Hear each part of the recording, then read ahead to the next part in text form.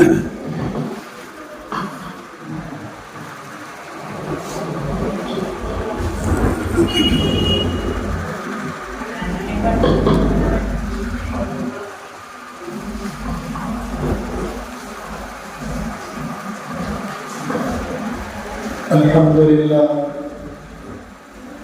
لله نحمده ونستعينه ونستغفره ونؤمن به ونتوكل عليه ونعوذ بالله من شرور انفسنا ومن سيئات اعمالنا من يهده الله فلا مضل له ومن يضلل فلا هادي له ونشهد ان لا اله الا الله وحده لا شريك له ونشهد ان سيدنا وسندنا ومولانا محمدا عبده ورسوله.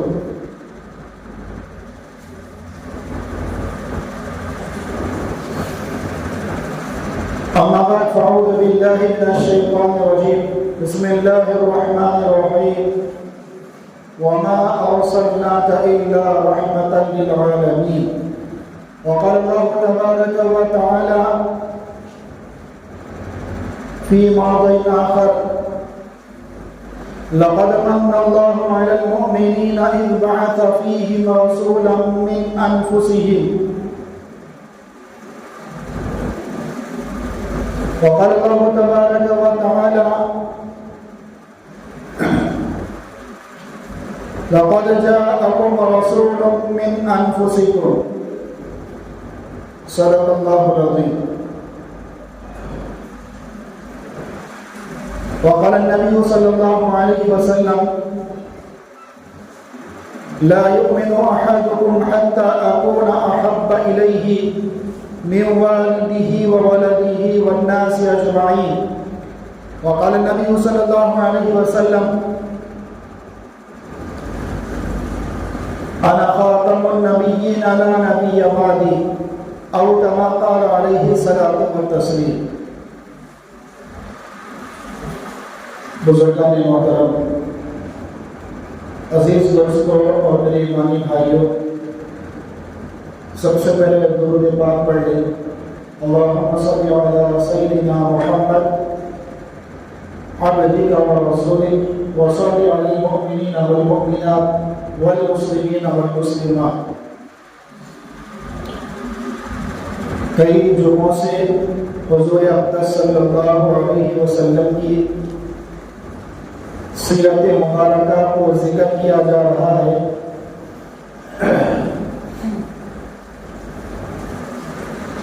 ربیع الاول کے مہینے سے اس کی ابتدا کی گئی اور آپ علیہ السلام کی 13 سالہ مکی زندگی کو اس مختصر وقت کے اندر مختصر انداز میں آپ کے سامنے رکھا گیا.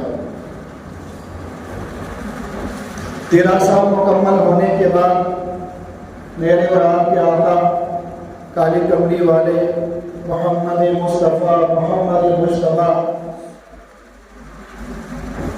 حضور اقدس صلی اللہ علیہ وسلم کو حکم ہوا کہ آپ مکہ کو چھوڑ کر مدینے کی طرف ہجرت فرمائیں.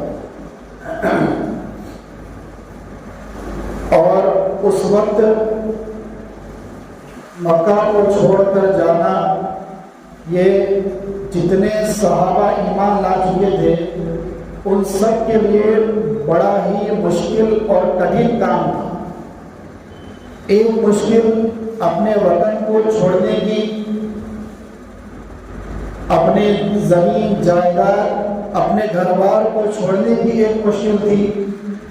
دوسری مشکل یہ تھی کہ ان ساری چیزوں کو ہم اللہ کے رسول صلی اللہ علیہ وسلم پر قربان کرتے ہیں.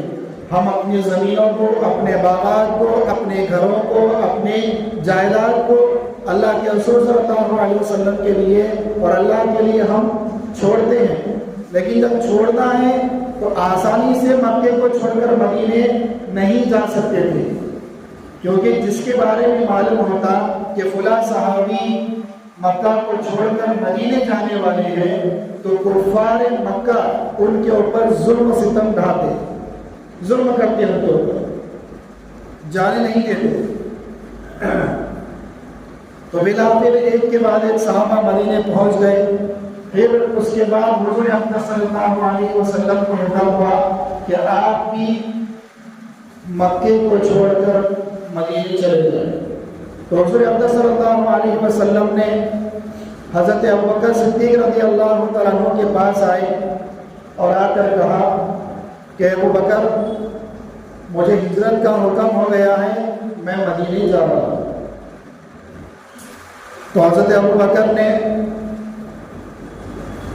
کافی دنوں سے، کافی وقت سے 2 اونٹنیاں خرید کر رکھی تھی، تقریباً 4 سال سے، کہ جب اور حضرت ابوبکر کو معلوم تھا کہ حضور ایک نہ ایک دن مدینے کی طرف ضرور ہجرت کریں گے، اس لیے 2 اونٹنیاں خرید کر ان کی پرورش کرتے رہے اور بیل کے پتے ان کو کھلاتے رہے.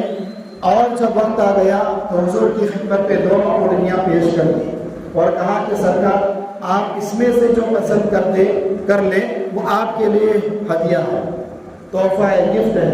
تو حضور نے منع کر دیا، کہا کہ میں اونٹنی تو لوں گا لیکن معاوضہ دے کر، پیسے دے کر، رقم دے کر لوں گا، فری میں گفٹ نہیں لوں گا. کیونکہ ہجرت کا جو عمل تھا یہ بہت بڑا عمل تھا، بہت بڑی عبادت تھی. مکے کو چھوڑ کر مدینے جانا یہ بہت بڑی عبادت تھی. تو اسی لیے سرکار نے سوچا اور کہا کہ اتنی بڑی عبادت کے اندر میرا ذاتی مال لگنا چاہیے. اس کے بعد حضرت ابوبکر نے کہا کہ اللہ کے رسول یہ دونوں اونٹنیاں آپ پر قربان ہیں، آپ اس کو ہدیتاً لینا چاہیں لے سکتے ہیں، اور اگر آپ اس کو معاوضہ دے کر لینا چاہیں لے سکتے ہیں. آپ کی خوشی میں میری خوشی ہے. اس کے بعد اونٹنیوں کو خرید دیا گیا اور اللہ کے رسول صلی اللہ علیہ وسلم، حضرت ابوبکر صدیق رضی اللہ تعالیٰ عنہ، یہ دونوں صاحب جو ہے مل کر غار ثور پر چلے گئے. غار ثور کے بارے میں پچھلے جمعے میں بتایا تھا کہ 2.5 کلومیٹر کا سفر ہے. اس کی جو اونچائی ہے وہ 2.5 کلومیٹر ہے، 2.5 کلومیٹر. تو 2.5 کلومیٹر کا اتنا لمبا سفر، وہ بھی چڑھان ہے، پہاڑ ہے، اس کے اوپر چڑھنا خود اکیلے انسان کا چڑھنا بڑا مشکل ہے. تو حضرت ابوبکر نے حضور اقدس صلی اللہ علیہ وسلم کو اپنے کندھوں پر بٹھایا اور بٹھا کر جو ہے اوپر کی طرف چڑھے. جب بالکل اوپر چڑھ گئے ایک غار نظر آئی، غار کے اندر تشریف لے گئے. پچھلے جمعوں کو بھی عرض کیا، غار کے اندر جا کر صاف صفائی کی حضرت ابوبکر نے. اس کے بعد جو سوراخ تھے ان سوراخوں کو بند کر دیا اور ایک سوراخ باقی رہ گیا، وہاں پر اپنا انگوٹھا رکھ دیا. اس کے بعد ایک سانپ نے وہاں پر حضرت ابوبکر کو کاٹ لیا، لیکن حضرت ابوبکر نے اس سوراخ سے اپنے انگوٹھے کو نہیں ہٹایا بلکہ صبر کرتے رہے. لیکن جب جو ہے زہر جسم میں پھیلنے لگا اور آنکھوں سے آنسو جاری ہو گئے، سرکار جو ہے آرام فرما رہے تھے.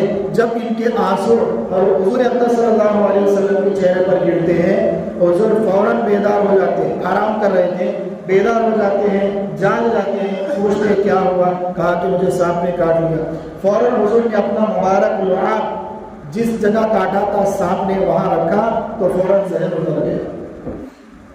3 دن حضور اقدس صلی اللہ علیہ وسلم اور حضرت ابوبکر صدیق رضی اللہ تعالیٰ عنہ اس غار کے اندر رہے. 3 دن تک کفار مکہ غار کے منہ تک آ گئے. تو حضور حضرت ابوبکر صدیق رضی اللہ تعالیٰ عنہ کہنے لگے کہ اللہ کے رسول ہم پکڑے گئے. کفار جو ہے غار کے منہ تک آ پہنچے ہیں تو کہا لا تحزن ان اللہ معنا.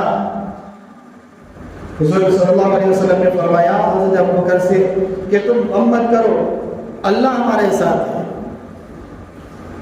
تو وہ کفار جو ہے وہاں سے آگے نکل گئے لیکن نہیں جا سکے.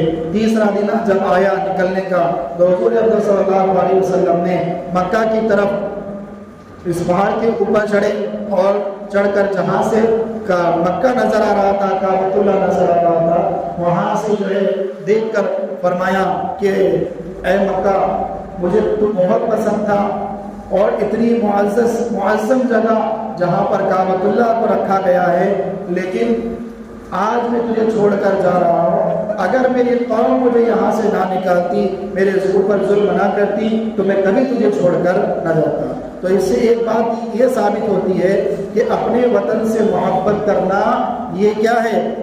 پیغمبر کی سنت ہے۔ جس وطن میں ہم رہتے ہیں، جس ملک میں رہتے ہیں، یہ کیا ہے؟ یہ بھی ایک سنت ہے۔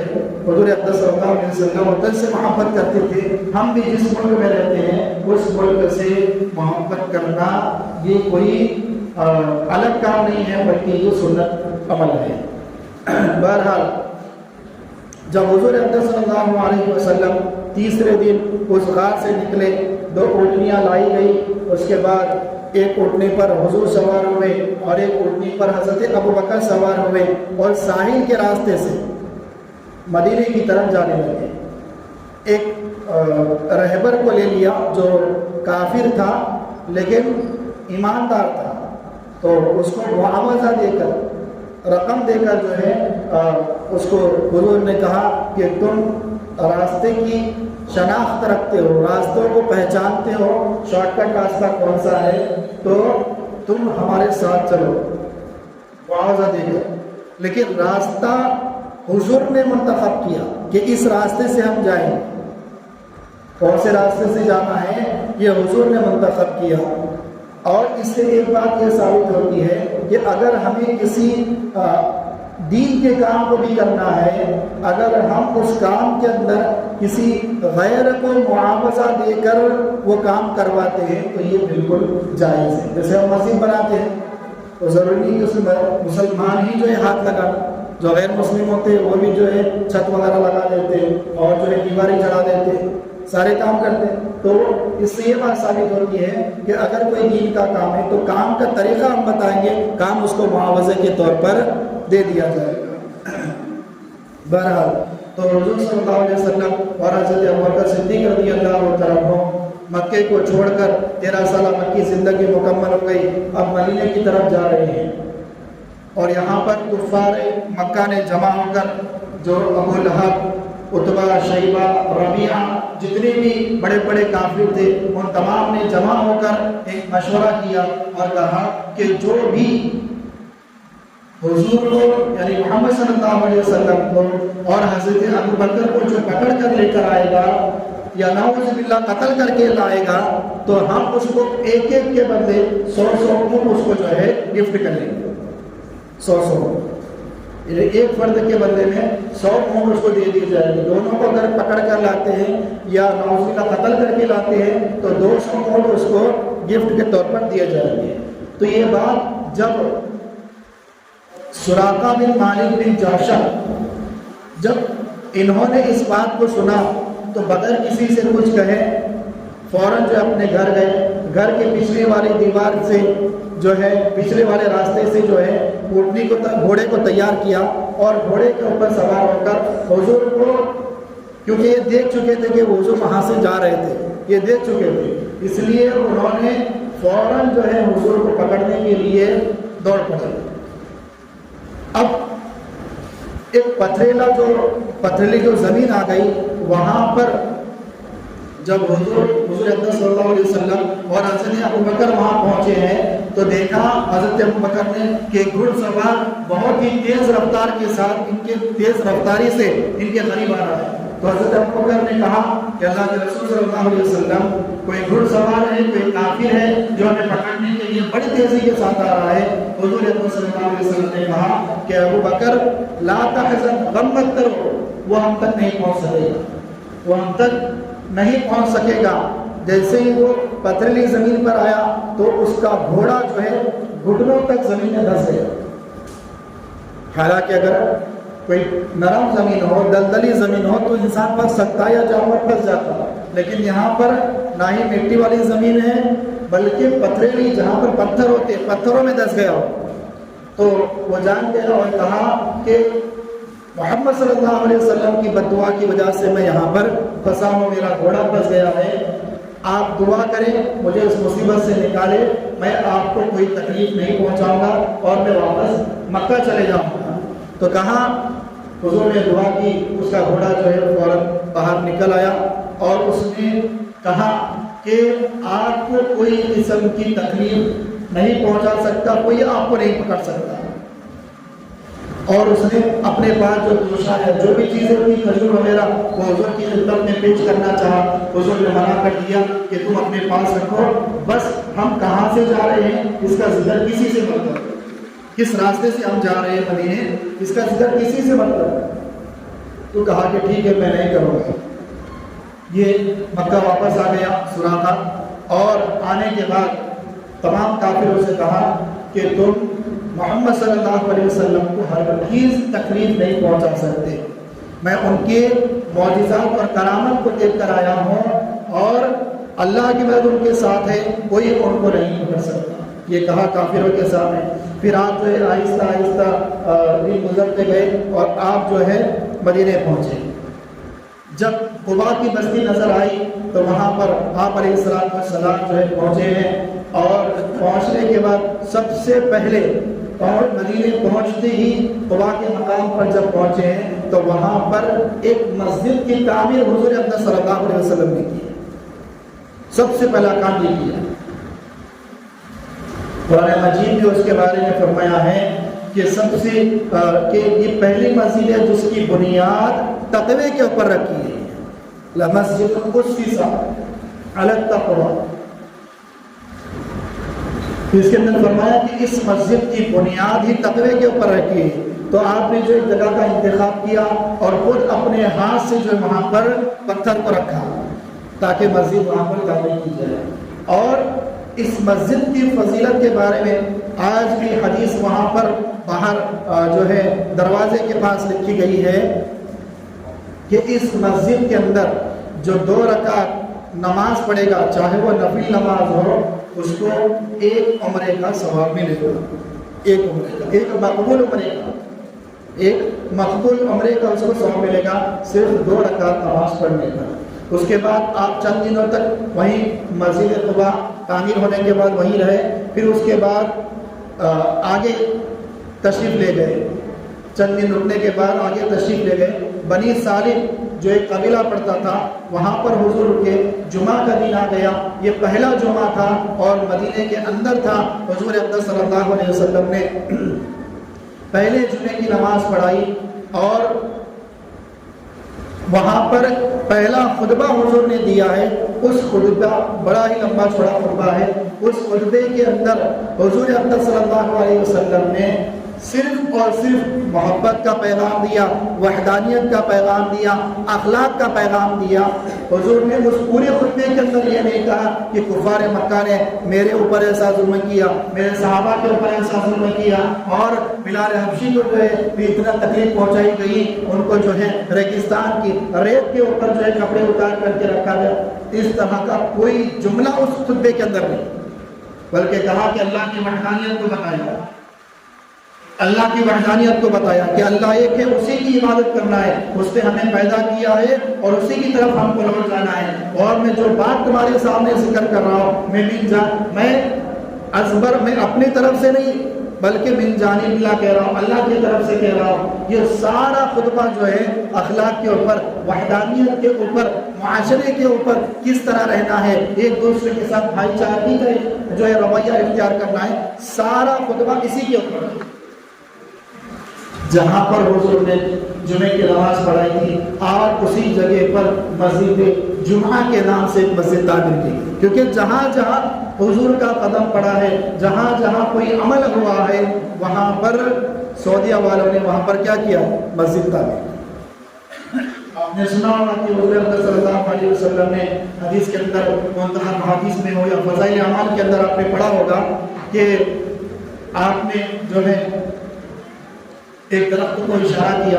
جب ایک کافر نہیں مان رہا تھا کہ آپ اللہ کے رسول ہیں, تو اس نے کہا کہ اگر وہ درخت گواہی دے دے, جو دور کھڑا ہوا ہے وہ گواہی دے دے کہ آپ اللہ کے رسول ہیں, تو میں آپ کو نبی مان لوں گا. تو حضور اقدس صلی اللہ علیہ وسلم نے دور کھڑے تھے, تقریباً یوں سمجھ لیجیے کہ 120 سے 150 فیٹ کا جو ہے فاصلہ ہے اس مسجد کے بیچ میں. تو جہاں پر وہ درخت تھا وہ درخت وہاں سے نکلا اور یہاں پر جہاں حضور کھڑے ہو کر اشارہ کیے تھے وہاں پر آیا اور آپ کو سلام کیا اور آپ کی گواہی دی, اور جہاں پر تھا وہیں جا کر وہ پھر نصب ہو گیا. لیکن اس کے باوجود وہ ایمان نہیں لایا، کیونکہ جس کے عقل پر پتھر پڑ جاتے ہیں پھر اس کو نبی کی بات کی اثر نہیں کرتی۔ علماء کی بات تو دور کی بات ہے، نبی کی بات بھی اثر نہیں کرتی جب دماغ پر اور دل پر پتھر پڑ جاتے ہیں۔ تو کہنے کا مقصد یہ ہے کہ جہاں سے حضور نے اشارہ کیا تھا وہاں ایک مسجد تعمیر کی گئی ہے مکے کے اندر، اور جہاں پر وہ درخت تھا جہاں سے نکلا تھا اس درخت کے پاس ایک مسجد تعمیر کی گئی۔ کہنے کا حاصل یہ ہے کہ جہاں جہاں حضور نے جو ہے قدم رکھا ہے، جہاں پر آپ کی حدیثیں بتا رہی ہے کہ آپ نے یہاں پر عمل کیا تھا، وہاں سعودی والوں نے مسجد کو تعمیر کر دیا ہے۔ بہرحال تو بنی سالم میں حضور اقدس صلی اللہ علیہ وسلم نے خطبہ دیا، اس کے بعد آپ مدینے شہر کے اندر بستی کے اندر آ رہے ہیں، اور جب بستی میں آ رہے ہیں تو وہاں پر جو ہے وہ ایک چڑھان جیسا تھا، ایک ٹیلا جیسا تھا، وہ ٹیلے کے اوپر سے جو ہے بستی میں اترنا تھا۔ تو جیسے ہی ٹیلے سے آپ جو ہے چڑھ رہے تھے اونٹی کے اوپر سوار ہو کر، تو یہاں پر سارے مدینے والے آپ کے استقبال میں، بچے اور خواتین جو ہے پردے کے اندر چھتوں پر چڑھ کر جو ہے حضور کے دیدار کے لیے جو ہے کھڑی تھی، اور چھوٹی چھوٹی بچیاں جو ہیں نغمے گا رہی تھی، شاعر پڑھ رہی تھی، طلع البدر علینا من ثنیات الوداع وجب الشکر علینا ما دعا اللہ داعی۔ اس طرح کے اشعار تھے جو وہ چھوٹی چھوٹی بچیاں پڑھ رہی تھی کہ ہمارے اوپر 14ویں کا چاند جو ہے ہمارے اوپر جو ہے طلوع ہو گیا ہے، کیونکہ وہ جو ٹیلا تھا وہ تھوڑا سا ہائٹ میں تھا، اور حضور جو ہے اس کے اوپر چڑھتے ہوئے آ رہے تھے، تو پہلے حضور کا چہرہ نظر آ گیا۔ جس طرح سے سورج نکلتا ہے تو پہلے سورج کی شعاعیں دکھتی ہے، اس کے بعد سورج نظر آ جاتا ہے، یا چاند نکلتا ہے، تو جس طرح سے سورج طلوع ہوتا ہے اس طریقے سے حضور کا چہرہ پہلے نظر آیا، تو کہا طلع البدر علینا من ثنیات الوداع، کہ ثنیات کی وادی سے جو ہے کہ 14ویں کا چاند جو ہے ہمارے اوپر طلوع ہو گیا ہے، اور وجب الشکر علینا، ہمارے اوپر شکر واجب ہو گیا کہ ایسا سورج آیا ہے کہ جو ساری دنیا کو روشن کرنے والا ہے، ایسا چاند آیا ہے جو سارے عالم کو منور کرنے والا ہے۔ تو اب ہمارے اوپر کیا ہو گیا؟ شکر واجب ہوا کہ اللہ نے ہمیں جہنم کی وادیوں سے نکال کر جنت کی طرف لے جانے والا ہے، کس کے ذریعے؟ محمد عربی صلی اللہ علیہ وسلم کے ذریعے سے۔ تو جب حضور جو ہے مدینے کی بستی میں جو ہے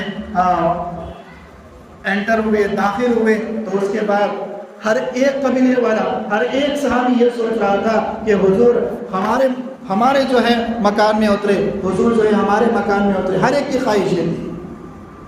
لیکن حضور اقدس صلی اللہ علیہ وسلم نے اپنی اونٹنی کے لگام کو چھوڑ دیا۔ اللہ کی طرف سے حکم آ گیا کہ آپ اونٹنی کی لگام کو نہیں پکڑیں گے، اونٹنی کی لگام کو چھوڑ دیجیے، جہاں یہ اونٹنی جا کر بیٹھے گی اسی مقام میں آپ قیام کریں گے، وہیں پر آپ رکیں گے۔ تو سب صحابہ چاہتے تھے، کوئی صحابی آتے پکڑ لیتے کہ حضور چلیے، تو حضور نے کہا کہ اس کی لگام کو چھوڑ دو، یہ اونٹنی اللہ کے حکم کے محتاج ہے، اللہ اس کو جہاں حکم کرے گا وہاں یہ بیٹھ جائے گی، جہاں یہ بیٹھے گی وہی میرا مسکن ہوگا۔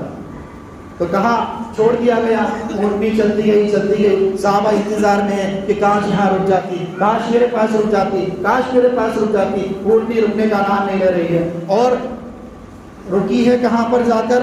حضرت ابو ایوب انصاری رضی اللہ تعالیٰ عنہ کے مکان پر رکی، اور حضرت ابو ایوب انصاری یہ حضرت حضور اقدس صلی اللہ علیہ وسلم کے نانیحال تھے، کیونکہ حضور کے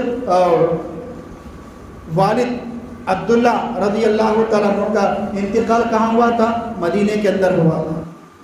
جب اپنے نانیحال گئے ہوئے تھے تو حضرت ابو ایوب انصاری حضور کے نانیحال میں سے تھے، عبد المطلب کے ماموں تقریباً لگتے تھے، تو وہاں پر حضور کی خواہش بھی یہ تھی کہ نبوت کا چشمہ سب سے پہلے کہاں اترے؟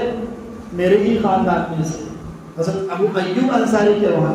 تو وہیں پر جا کر اونٹنی رکی، جیسے ہی اونٹنی وہاں پر بیٹھ گئی، حضور اترے، اترنے کے بعد حضرت ابو ایوب انصاری نے آپ کے سامان کو لے کر اپنے گھر کے اندر لے گئے، اور جس جگہ آپ رکے ہیں دھیان سے سنیے، جس جگہ حضور اقدس صلی اللہ علیہ وسلم نے جس مکان میں اترے ہیں حضرت ابو ایوب انصاری رضی اللہ تعالیٰ عنہ کے مکان میں، یہ مکان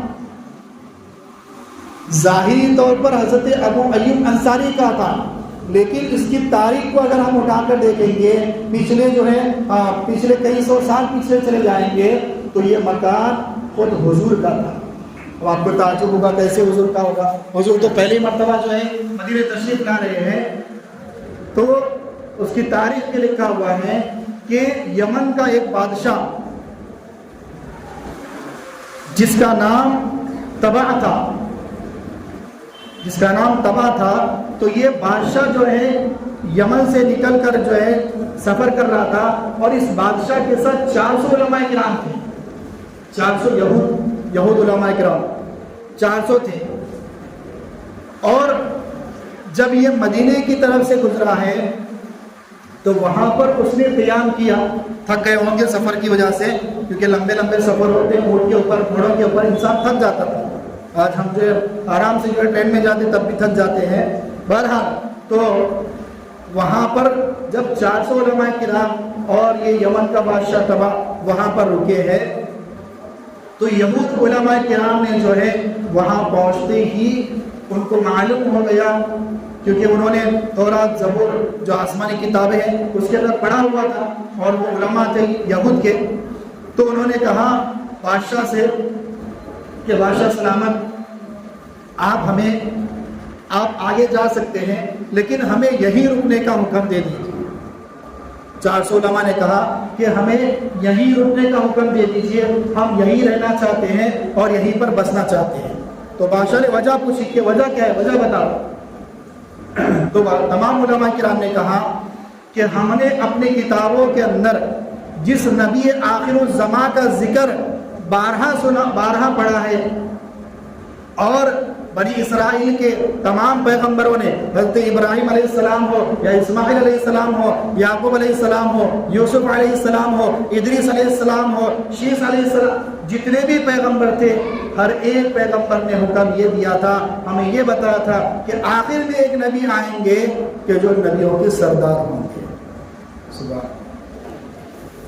تو کہا کہ جس نبی کا ذکر ہم نے پڑھا ہے, ہم نے کتابوں کے اندر یہ بھی پڑھا ہے کہ وہ نبی آخر میں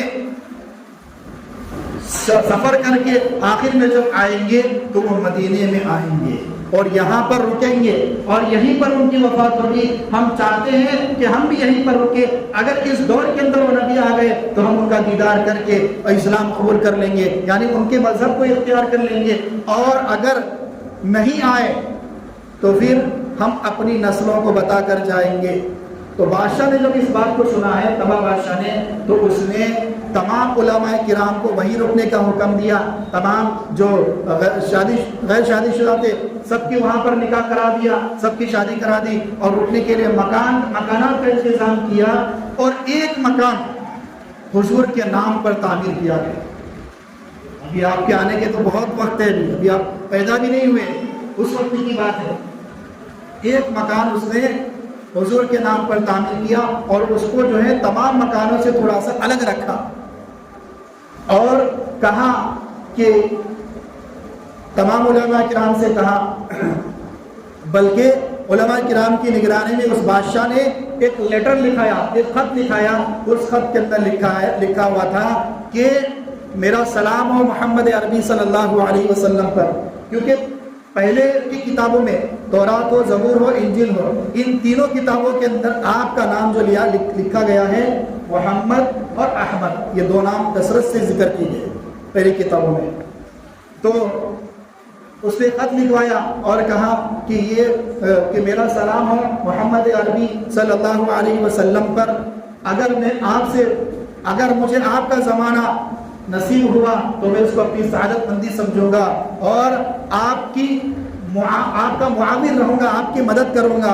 اور اگر میں انتقال کر گیا تو یہ خط میرے آنے والی نسل ان کو دے دینا, پھر وہ ان کی نسل کو پہنچائے گی, وہ پھر وہ ان کی نسل کو پہنچائے گی. اور ہر ایک نسل والا اپنی اولاد کو نصیحت یہ کرے گا کہ میرا سلام پہنچانا ہے اور یہ ذکر کرنا ہے کہ یہ مکان آپ کے لیے ہدیہ ہے. جو مکان بنایا گیا تھا وہ آپ کے لیے ہدیہ ہے. اور تعجب کی بات دیکھیے، جس جگہ پر ناقہ اونٹنی رکی تھی حضرت ابو ایوب انصاری رضی اللہ تعالیٰ عنہ کے مکان میں، وہی مکان وہی تھا جو اس نے ہدیہ کیا تھا۔ اور حضرت ابو ایوب انصاری رضی اللہ تعالیٰ عنہ ان 400 علماء کرام میں سے کسی ایک عالم کی نسل سے تھے۔ تو حضرت